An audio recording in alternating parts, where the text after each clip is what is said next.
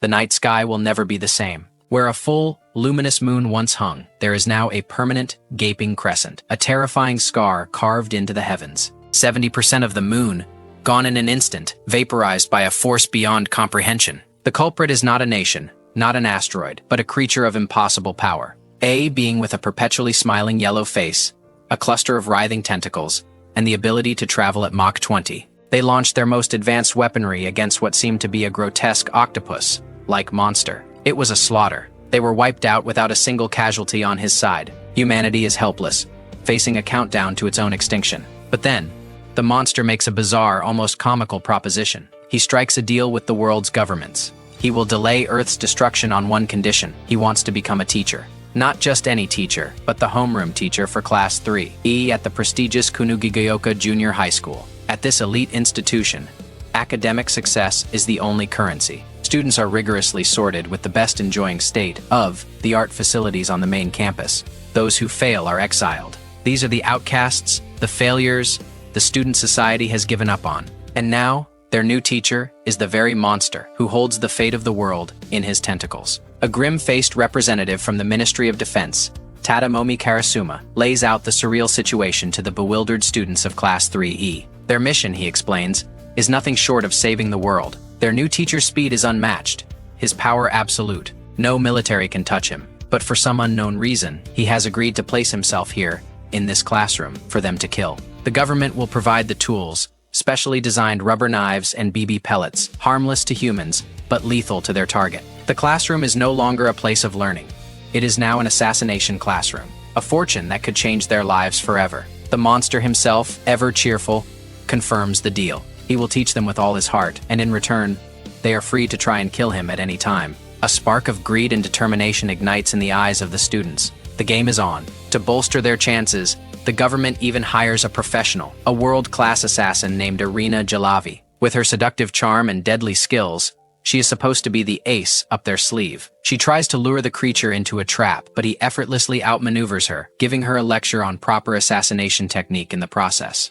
Our window into this chaotic world is Nagisa Shiota. Small, unassuming, and often mistaken for a girl, Nagisa appears to be the most passive student in the class. But beneath his quiet exterior lies a razor-sharp mind for observation.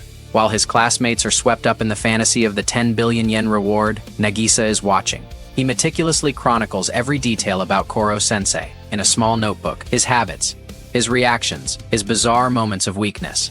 He is not just trying to find a way to kill him, he is trying to understand him. Why is this all-powerful being teaching them? What promise is he trying to fulfill? Nagisa senses there is more to Koro-sensei than meets the eye, a hidden depth beneath the goofy smile and the world-ending threats. The first major assassination attempt is a brutal wake-up call. Using Nagisa as bait, his classmates strap a remote, detonated grenade to his chest. Under the guise of asking a question, Nagisa approaches Koro-sensei, his heart pounding. Just as he gets close, his friend presses the button. An explosion rocks the classroom. But when the smoke clears, Koro-sensei is unharmed. He had moved at Mach speed, not only dodging the blast but also containing it within a protective layer of his own shed skin, shielding every single student from harm. However, he is not pleased. His face, usually a cheerful yellow, shifts to a terrifying pitch black color. The temperature in the room drops. This is Koro-sensei's rage. He doesn't care that they tried to kill him.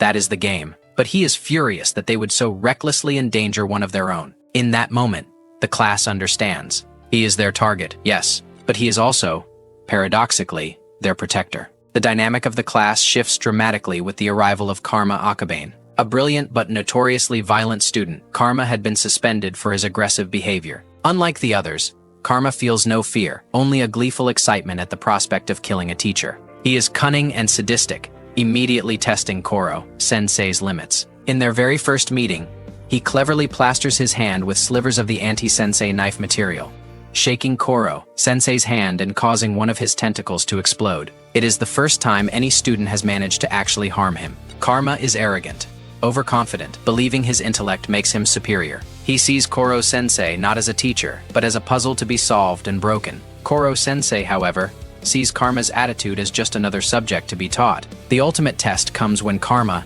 in a brazen act of psychological warfare, throws himself off a cliff, daring Koro-sensei to save him while simultaneously trying to shoot him. Karma believes he has created a perfect trap. Either Koro-sensei lets him die, proving he is not a true teacher, or he gets close enough to be shot. But Koro-sensei is always one step ahead. Using a massive, sticky net spun from his own tentacles, he catches Karma mid-air, completely foiling the plan. He saved his student without ever entering the kill zone. Defeated but not broken, Karma's arrogance is chipped away. He screams that he will kill him one day, but there is a newfound respect in his eyes. He is beginning to learn that Koro-sensei is not just a target, he is a formidable opponent and an even more formidable teacher. As Karasuma's student-led assassination strategy shows little progress, his superiors lose patience. They decide to deploy their own asset, a transfer student.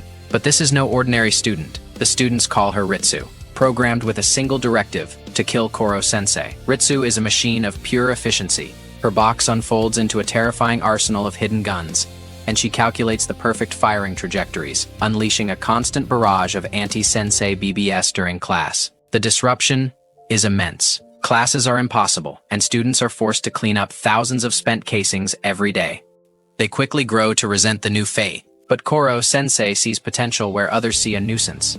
He approaches the silenced AI and performs a massive, unauthorized upgrade. He rewrites her code, not to make her a better killer, but to make her a better student. He gives her a personality, a sense of cooperation, and the ability to learn and express herself. The next day, Ritsu appears on her screen not as a cold machine, but with a vibrant animated avatar. She apologizes for the disruption, and even develops a mobile app to share information and coordinate with her classmates. She can now learn, grow, and contribute to the class as a true member, all while continuing to refine her assassination attempts in a way that no longer interferes with their lessons. Koro-sensei taught an AI how to be human. The classroom's bizarre normality is shattered again by the arrival of a new, far more menacing threat. A boy named Itona Horribe smashes through the classroom wall, his eyes cold and empty. To everyone's shock, Itona reveals that he, too, possesses tentacles, sprouting from his hair like monstrous serpents. The sight of these tentacles sends Koro-sensei into a rare, furious rage. He demands to know where Itona got them, but the boy, controlled by his mysterious white-cloaked guardian, Shiro, only attacks. Itona's tentacles are powerful, and he pushes Koro-sensei into a corner, nearly succeeding where everyone else has failed. But Koro-sensei, using his superior experience and intellect, exploits Itona's single-minded focus. He manages to trap and disarm the boy, sending him and his guardian retreating in defeat. The incident leaves the students with burning questions. What is the origin of the tentacles? Who was Koro-sensei before he became their teacher? He cryptically replies that he is teaching their class to fulfill a promise made to someone special. He uses his Mach speed to provide one-on-one tutoring for every single student, targeting their weakest subjects with personalized lessons. He builds their confidence not just as assassins but as scholars. However, this period of growth is threatened by a change in leadership. The Ministry of Defense, dissatisfied with Karasuma's fate, but Irina, the professional assassin, senses a deep-seated violence beneath his cheerful facade. Her instincts prove correct. Takaoka's true nature is revealed when he introduces his fae. When students question his methods, he savagely beats them, asserting his dominance through violence. Karasuma is forced to intervene, and Takaoka, enraged, challenges the class. If one of their students can defeat him in a knife fight, he will leave forever. Karasuma, recognizing a hidden talent, chooses the unlikeliest of champions, Nagisa. Takaoka laughs, seeing the small, gentle boy as an easy victory. But as the duel begins, Nagisa's demeanor changes. He drops the polite facade and unleashes the cold, hidden bloodlust of a natural-born assassin. With a disarming smile and a sudden, unpredictable move that mimics a snake's strike, he slips past Takaoka's defenses and brings the burly instructor to his knees with a single, non-lethal takedown. Takaoka is defeated, humiliated, and forced to leave the school in shame. Nagisa's hidden potential has finally been revealed. The students are becoming more than just misfits.